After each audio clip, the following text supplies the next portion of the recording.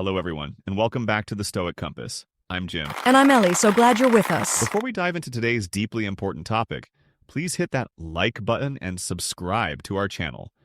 It helps us bring more Stoic wisdom to more people. Thanks, folks. Absolutely. Your support means a great deal. All right, today we're tackling something that touches us all at some point: grief. And how, from a Stoic perspective, can we actually navigate this profound human experience? Indeed, many people mistakenly think Stoicism demands an emotionless, stiff upper lip approach to sorrow. True. But as Ryan Holiday and the Daily Stoic team often remind us, that's a significant misconception. I see. Stoicism isn't about suppressing emotions, but about processing them, understanding their nature, and controlling our response to them. Exactly. That makes sense. It's not about being a robot. Exactly. The Grief Recovery Institute defines grief as the normal and natural emotional reaction to loss or change of any kind. Right. For the Stoics, external events like losing a loved one happen. I see. Our initial involuntary reactions, fear, anger, paralysis, they called fantasiae. Fantasy-eye? I like that. So, these first impressions, the raw feelings, they're not something we can stop? Precisely. Donald Robertson, a well-known Stoic author, explains that the core of Stoicism isn't about stopping these first impressions, but about what we choose to do next. The choice. That's where the control comes in, right? Totally. The Daily Stoic article lays out 10 timeless strategies. Let's delve into a few that really highlight the practicality of Stoic philosophy. Lay 'em on us, Ellie. I'm ready to learn. First, seek refuge in philosophical studies. Right. This isn't about escaping into abstract theories. Makes sense. It's about seeking practical wisdom. Like a manual for living, huh? Exactly. Kai Whiting, a lecturer in Stoicism, found himself turning to authors like Ryan Holiday and Massimo Pigliucci after losing both his grandmother and grandfather. I see. He realized philosophy wasn't for the classroom, but for life itself, a guide through the gauntlet of human suffering. Right. It helped him put death into perspective and process loss. Wow, that's a powerful testimonial. I can see how, when you're in the thick of it, you need something tangible to hold on to. Not just thoughts, but a framework. Good point. From a Stoic perspective, philosophical study really grounds us. Makes sense. It reminds us of the dichotomy of control, what we can influence and what we cannot. Right. We can't control loss, but we can absolutely control our judgments and actions in response. So, next up, Next, and this might sound counterintuitive to some, don't conceal the wounds. don't conceal them.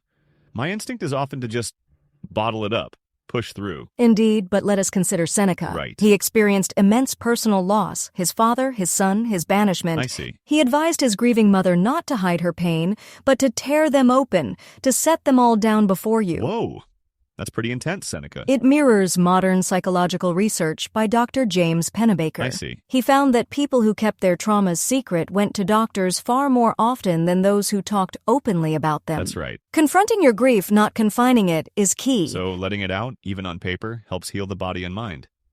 Well, I'll be darned. Absolutely. It's about acknowledging reality, a core Stoic tenet. What's the next strategy then? Then there's the powerful practice of thinking about how much worse it could have been. Sheryl Sandberg, after tragically losing her husband, found solace in this surprising exercise. That sounds tough. Yeah. When you're already at rock bottom, it feels hard to imagine worse. Her friend, Adam Grant, challenged her to consider how it could be worse. When he suggested her husband could have had the same cardiac event while driving their children, an overwhelming feeling of gratitude for her children's safety instantly overshadowed some of her grief. Oh, interesting. So it's not about dwelling on more pain, but reframing to find something to be grateful for. Precisely. It connects to the Stoic practice of premeditatio malorum, the premeditation of adversity. Makes sense. By contemplating potential worse outcomes, we mentally prepare and find appreciation for what we still have. Right. Preparing for the worst, appreciating the best. Which naturally leads us to practice gratitude. Epictetus's word for gratitude, eucharistos, means seeing what is actually occurring in each moment. So it's not just saying thanks. It's about a deeper kind of awareness. Exactly. It's zooming out to a complete view of things, recognizing that everything, good or bad, contributes to making you who you are. The Stoics believed we should be grateful not just for gifts, but for setbacks and losses, because they define the course of our lives and contribute to our strength. Being grateful even for the tough stuff. Right. That's a challenge for sure. Absolutely. But I can see how it builds resilience. Indeed, it fosters a robust inner citadel. Right. And finally, let's talk about amor fati, the love of one's fate. Love of fate. This sounds like accepting whatever happens, no matter what. It's more than passive acceptance, Jim.